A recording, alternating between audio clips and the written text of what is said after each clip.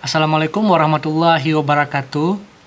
Bertemu lagi dengan saya Pardi Karliza di channel Akademia. Jadi kali ini kita akan melanjutkan materi dari buku Cliff TOEFL Preparation. Sebelumnya kita sudah belajar tentang subjek. Jadi hari ini kita akan belajar tentang verb.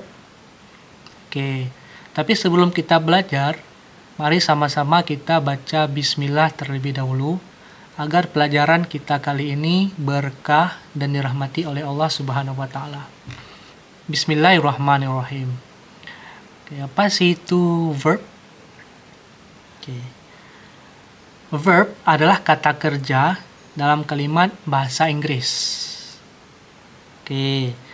Apa itu kata kerja? Misalnya go, sleep, tidur, makan, eat, minum, drink, dan lain sebagainya.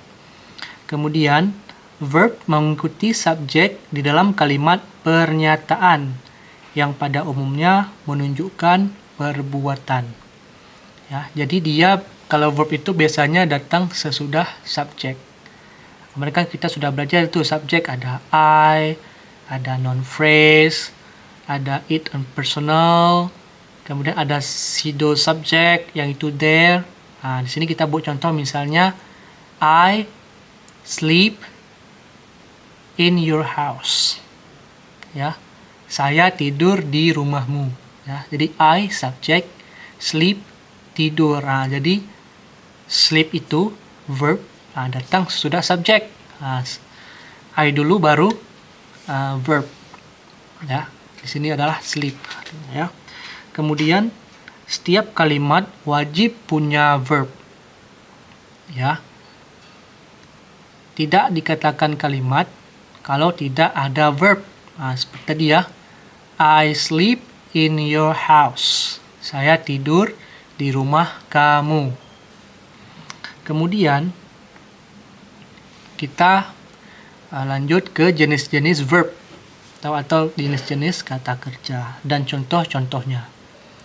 Oke, kata kerja yang pertama disebut dengan a single verb atau satu kata kerja atau kata kerja tunggal.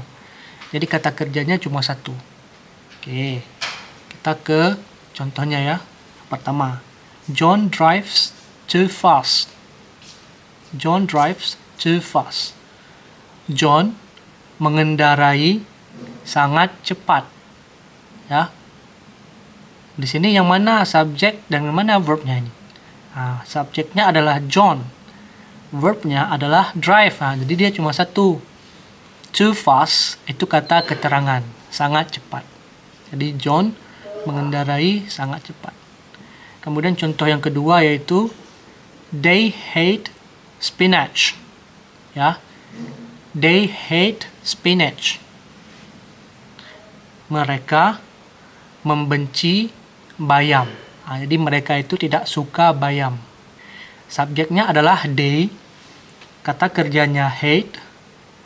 Spinach itu adalah bayam. Ya. Kemudian jenis yang kedua yaitu a verb phrase. Ya. Apa itu verb phrase? Terdiri dari satu kata bantu atau disebut juga dengan auxiliary atau lebih ya. Jadi bisa jadi satu kata bantu atau bisa lebih dari satu kata bantu atau auxiliary. Dan kata bantu tersebut selalu muncul sebelum verb utama. Ya, maksudnya gimana sih? Kita langsung ke contohnya ya. John is going to Bandung tomorrow. Ya. John is going. Jadi is itu disebut juga dengan auxiliary atau kata bantu. Going, ya. Going itu artinya akan pergi. Di sini ya. Jadi John is going. John akan pergi. Going itu adalah main verbnya atau kata kerja utama. Kalau tadi kan jenis yang pertama kan satu kata kerjanya. Tapi di jenis kedua ini, itu di verb phrase ini, lebih dari satu. Jadi dibantu juga dengan auxiliary. To Bandung tomorrow. Ke Bandung besok. Jadi John akan pergi ke Bandung besok. Kemudian kita lanjut ke contoh-contoh yang lain ya. Verb phrase-nya ya. She will go to Tapak Tuan next week. Dia akan pergi ke Tapak Tuan minggu depan ya. Jadi di sini ada auxiliary dan ada main verb. Ya, auxiliary-nya itu adalah will, go-nya itu adalah main verb. Contoh yang kedua, Joe has gone home. Ya. Joe telah pulang. Gone home itu artinya telah pulang ya. Ada dua juga, has sebagai kata bantu, gone itu main verbnya, home-nya itu disambung ya, gone home ya, telah pulang ke rumah. Kemudian contoh yang ketiga yaitu he is watching television. He subject is watching, is itu auxiliary. Watching itu artinya sedang menonton. Television. Television itu artinya TV. Ya, jadi ada dua, ada auxiliary dan ada main verbnya adalah watching.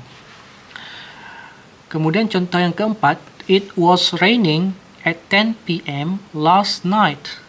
It was. Nah, jadi it yang sudah kita pelajari sebelumnya yaitu it impersonal yang tidak kita artikan, tapi langsung ke kalimat selanjutnya. Was raining. Ya. Sedang hujan pada jam 10 malam. Itu tadi malam ya. Ya, sedang hujan pada jam 10 tadi malam. Nah, jadi begitulah pelajaran tentang materi verb.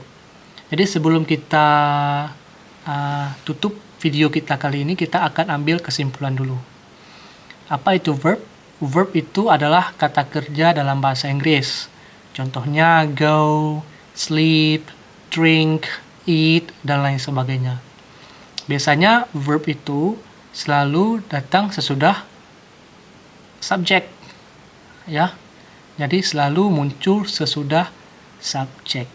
Dan setiap kalimat itu wajib punya verb. Oke, sudah paham? Kalau ada yang belum paham, bisa nanti ditulis di kolom komentar.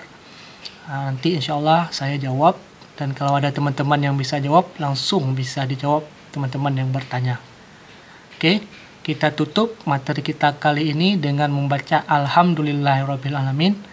Semoga semuanya paham dan bisa menjawab soal TOEFL dengan mudah. Oke, terima kasih atas perhatiannya. Assalamualaikum warahmatullahi wabarakatuh.